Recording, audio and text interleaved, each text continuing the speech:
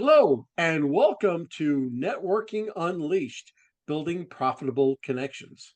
Welcome to the show, folks. I'm your host, Michael Forman, and you're listening to the podcast where networking is more than just awkward handshakes and bad coffee. It's an art and a talent. Yet, here's the twist. It's an art and talent you can actually learn. Yes, even if you're the person hiding in the corner at every event, pretending to check emails, networking isn't just a nice skill to have, it's a game changer. When you get good at it, you'll wonder why you didn't start sooner. More connections, more opportunities, more profits. It's like unlocking a cheat code for life. So, whether you're the life of the party or the let me just stay at home and text type, we've got something for you. Stick around and let's turn those awkward small talk moments into big wins. Now, my guest today, Kunal Desai, did I pronounce that correctly? All right. He's got such a broad background and so much experience that if I were to try to tell you, I'd butcher it. So Kunal Kunal brings over 25 years of experience in the hospitality industry, working closely with restaurant owners. Now, this really comes in handy. I used to be a restaurant owner. Okay, so I know exactly what you're talking about. But Kunal, welcome, and why don't you tell us about your background? Michael, thank you very much for your welcome to your show and for the warm introduction. As Michael mentioned, my name is Kunal Desai. I'm one of the co-founders of this global marketplace we launched connecting restaurants and diners called Meal Deals. So by simply visiting mealdeals.app in any browser, you instantly connect and find all the local food and drink specials that restaurants are offering for that relevant day and time. So anybody logging on today, we're recording this show live on a Monday. So if anybody wants to go on to Meal Deals right now, so in Atlanta or in Toronto, they would see everything for Monday lunch. If you were in California, everything you would see right now would be for Monday breakfast. If you're in Europe, everything you're seeing is for Monday dinner. So it's really lovely where it doesn't matter where in the world you are, our algorithm automatically updates and filters and shows you relevant information that is useful to you. And since restaurants are location-based businesses because they are short of food trucks, most of them tend to be fairly stuck or rigid in where they are because they have a storefront. The best customers for a restaurant are those that live and work near them. So we wanted to build a hyper-local messaging platform for restaurants, specifically just for restaurants and hospitality, that would allow them to communicate to people that live and work near them, saying, hey, this is the awesome stuff that we have that's available for you. And Michael, my journey has been a whirlwind of things culminating to this sort of final objective or purpose. And as you were so kind enough to say, I've had the luxury of a very dynamic background and experience. I have a master's in financial economics from the Rotman School of Management in the University of Toronto. I worked in capital markets for a little bit in investment banking and some portfolio management. And then I got into the entrepreneurship journey. And then in entrepreneurship as well, my first foray into entrepreneurship was in the food trading business. Very high risk, given the perishable nature of the product, extremely financially loss-making, but very educational. And along the way, I evolved into marketing as something that, given my limited capital resources, having recognized the failures from the food trading company, marketing was something that I kind of sort of fell into by sheer luck. I guess I networked with some of my neighbors, told them that I was looking for something to do in my life. One of my neighbors happened to be connected with somebody in a telecom company in the marketing division. Next thing I know, within a week, I'm getting an email for a purchase order for 5 figures. And I'm going, hey, you know what? I can actually probably monetize this and make a living out of this. And it all started out of my willingness to just network and ask and connect with my neighbor who had it been me in a situation or in a setting where I may not have been this desperate. I perhaps may not have thrown that dart or taken that shot. That's absolutely wonderful. Now, you touched upon networking. Now, of course, networking is the basis of this show, but you as an individual, you were just starting out as an entrepreneur. You started by that connection with your neighbor, with your networking. How do you network now?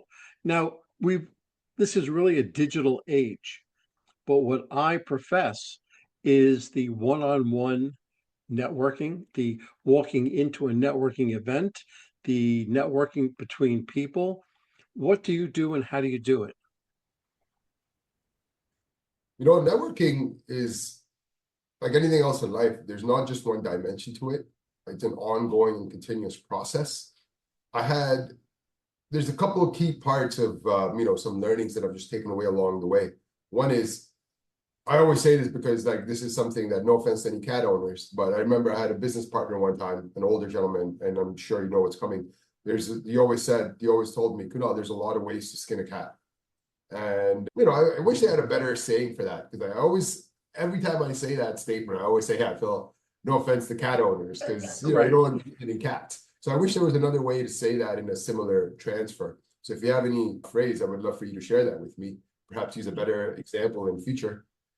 Well, no, I'm going to put that aside for right now, okay? Because your networking, you have to deal with listen, there's a mantra with networking. If they know you, if they like you, if they trust you, then they'll do business with you. Yes. And that's very important. Now, know you, well, everybody knows you because you're out there, right? And you've put yourself out there. Now, like you, well, that narrows the field down a little bit because not everybody's going to like you. But that trust factor, that's so important. And you have what, 30 seconds, a minute, 5 minutes, 10 minutes, sometimes a half an hour. You have to build that wall, that level of trust, and have their wall come down before you can even start doing business with them. Because if they don't trust you, they're not going to do business with you.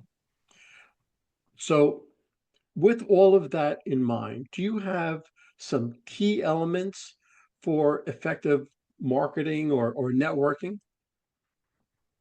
Yes. And, the second part so the first part was there's a lot of ways to network. It doesn't take away from the fact that you still have to be genuine, trustworthy, and have that person like you. Those are the requirements for successful networking. What I was alluding to is a lot of ways to do it. And Michael, I used to actually have my own podcast called Subject Matter Pros, where I had the privilege of getting a US veteran on there by the name of Mr. Kevin Snow. And one of the coolest experiences he shared with me about networking, the way he looked at networking was not necessarily developing his own network, but just building networks. So even if that means connecting people that that may be benefiting or beneficial for the person you're communicating with. So even though you don't have direct benefit from that relationship, you just happen to know two individuals who could potentially leverage their knowledge or skills or understanding and help create some magic and improvement for overall growth. And that was a very big mind shift moment for me, because typically, and it's commonplace where because we're so self-centered and focused on how we can improve our well-being, we often view things through that lens of, okay, how is this directly assisting me, or where do I stand to benefit from this? And that creates some transaction. Now, anytime you're thinking of benefits for yourself, unfortunately, most people or most of the world is designed, or people use cleverness in a way where if somebody's winning, it comes at the cost of somebody losing. So that creates a little bit of mistrust. Then it's like, okay, if you're going to win, then what is it that I'm going to lose? Whereas if you understand that creation is about where the entire system wins. So if you can come up with building that understanding with your audience that, hey, listen, our goal here is to improve the system. And when the system wins, we all benefit, and the results of those benefits are shared by us. Sure, the benefits may not be shared equivocally or equally across all the participants, but they all stand to benefit versus any one of them suffering negative consequences, completely shifts what the benefits are. And then in order to do that, like anything else in life, so you hear about this all the time, people hear about things exposed over a long period of time. So sometimes in your networking, don't go into networking with how can I benefit from being in this room at this present moment. It's more so how can I add value to this room so that all the participants in this room can take away something better, whether or not it is direct interaction with me or not, is irrelevant. It's about enhancing the overall effectiveness of the room. Because I've had the privilege of being in so many rooms where the room has been so effective that by me being a player and participant in that room, I naturally get to pick up the synergies. So that was a very cool shift that was brought into my being as to what networking is. So now it's not just about connecting myself with other individuals. It's also about connecting people that I know with other people that I think may benefit. And then the second part to your question is, how do you network in the digital age? And, I network using, and sales is networking of sorts because you're reaching out to people, trying to convince them to do something. And there's every way from walking and talking. So if somebody interacts with me, I'm one of those, I always joke, I'm like, you make eye contact with me, you're going to know how you're going to get a hello from me, So from in-person hellos to digital hellos, digital reach outs across all mediums, and just hoping that, when you're consistent across all channels, because everyone reacts differently to different modes of communication, the goal being, okay, how can I connect with this person in a way where they may relate to it the best? At the end of the day, after all of that is done, that's just the initial point of contact. After that, I do personally prefer either a verbal communication or Zoom or in person, depending upon the geographical constraints we're faced with, because that definitely helps enhance and optimize the reason for why people connect. You touch on so many different important aspects of networking and your networking. One thing I want to bring you back to is the act of giving and not receiving. In other words, when you walk into a networking environment, you're looking to say, what can I do for somebody else without even looking what you can gain from it? So one thing that I do in my talks and speeches and my workshops, I say, when you go to a networking event and you sit down with somebody, say, how can I make you more successful? How can I be a good referral source for you? And that usually blows the other person away. Like, what do you mean? You haven't even told me what you did yet. I said, I know, but I like what you do. I like how you do it. How can I be the best referral source for you? And then they go on with the conversation.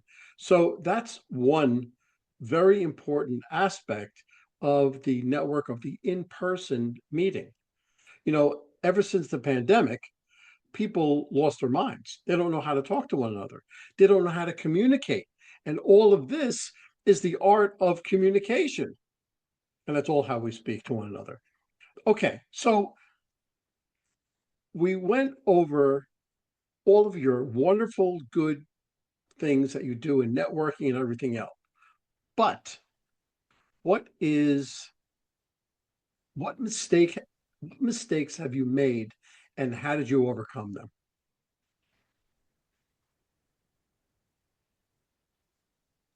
My biggest mistake, I think, would be, and I'm still extremely guilty of this still today, it would be an unfair expectation of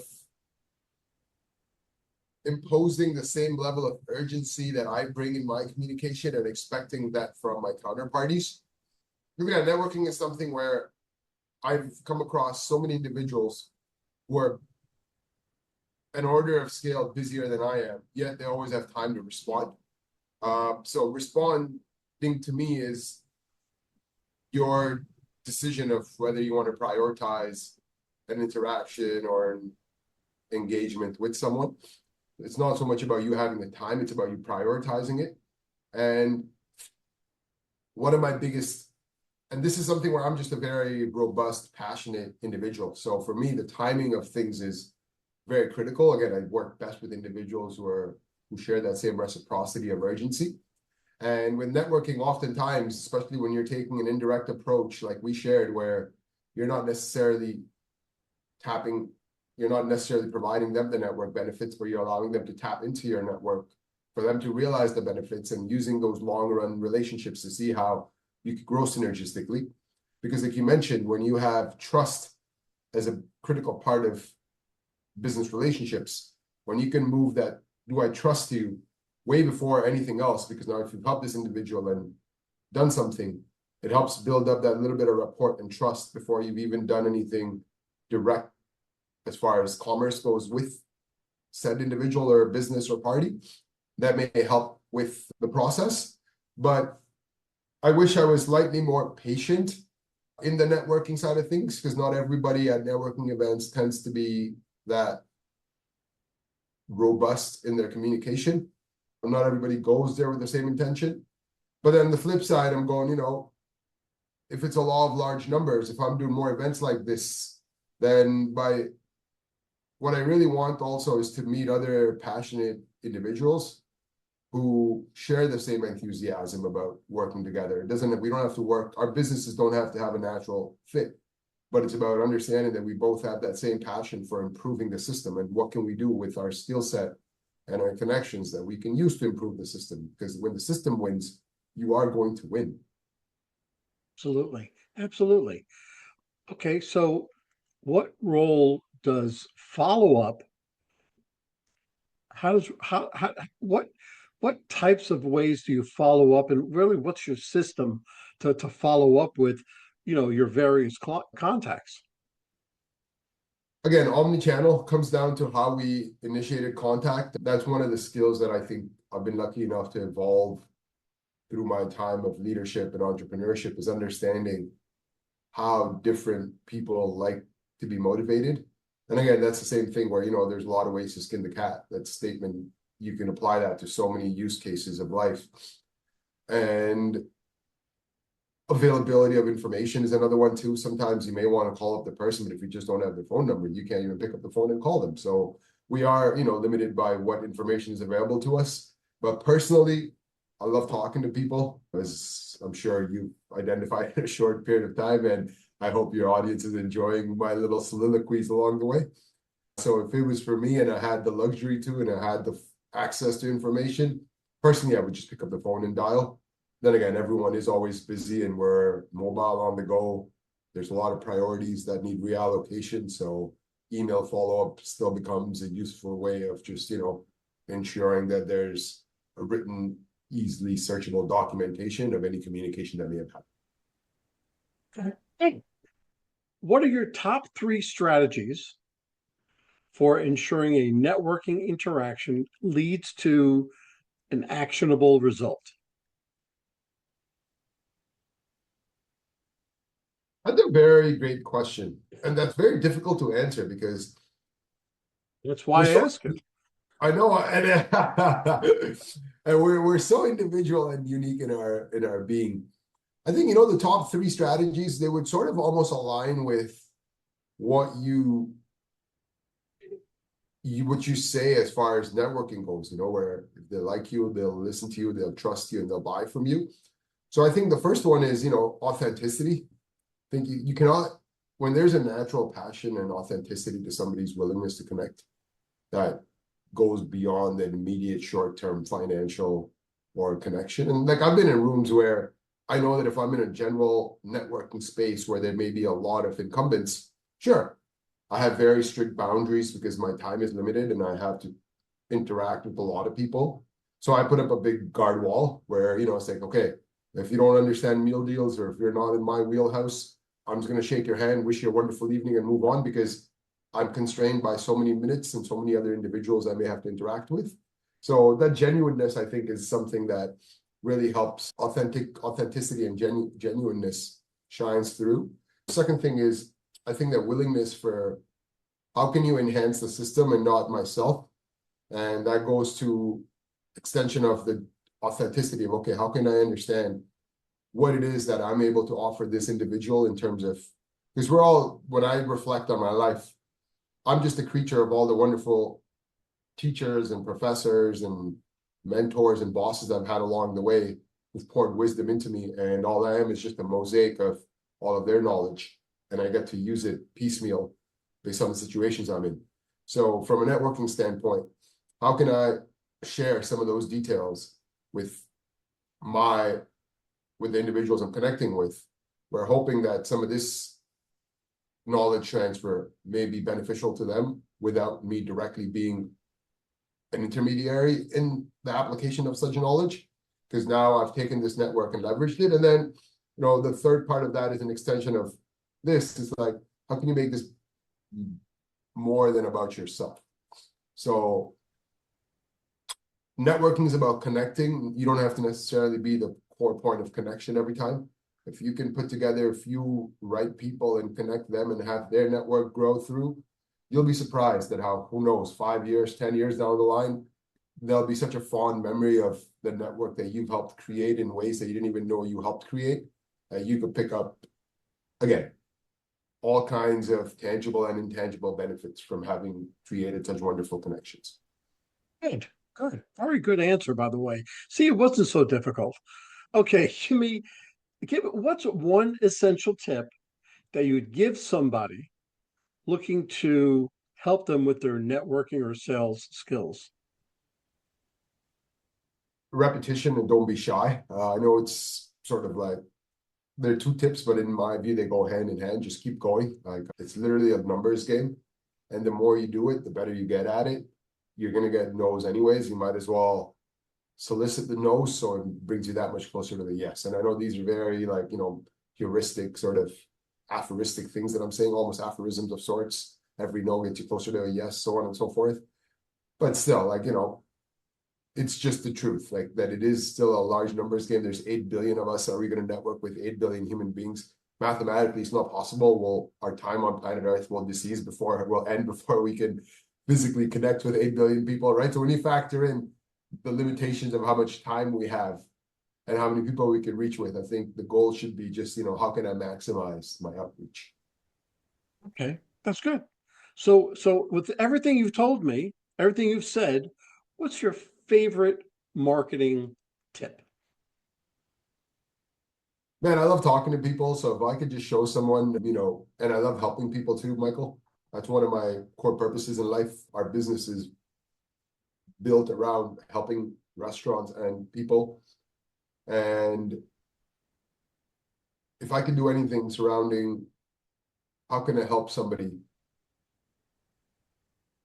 I'm winning. So for me, that's been like my number one sort of like motivator, is that, as I mentioned earlier, I'm so lucky to have so many individuals share knowledge with me and connect me and enrich in my life in so many ways that it's naturally like almost like a humble servitude I have inbuilt into my core being, where I must pass it forward. So it becomes very easy for me. And then I love talking to people. So if I can, just help someone in whatever way, shape, and form, if I can make an iota of an improvement in their existing being, then I've done my job. And, I know I can do that on an ongoing active basis. So I take pride in trying to do it as many times as I want. It goes horribly wrongly sometimes, but c'est la vie. Sometimes, even football stars and Super Bowl MVPs throw interceptions and fumble the ball. So that's just a part of life. It's true. That's true. Okay, let's bring this full circle and just give me one takeaway that my listeners can use today. One takeaway.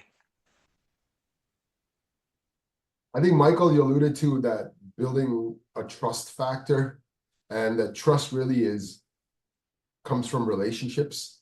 So I think, focus on networking as a relationship building tool, and you'll be amazed at, how far you can go when you can truly leverage your network in that way, rather than just going through your Rolodex and saying, how can individual ABC help me? Trying to figure out, okay, how can A help Z, or how can X help V, and so on and so forth. And again, you don't have to spend time coming up with those benefits, but through enough practice, eventually that'll just become second nature, where because you're constantly connecting the right kinds of individuals and making marketplaces for ideas to sort of be born or be actualized through repetition, that'll just become a natural skill.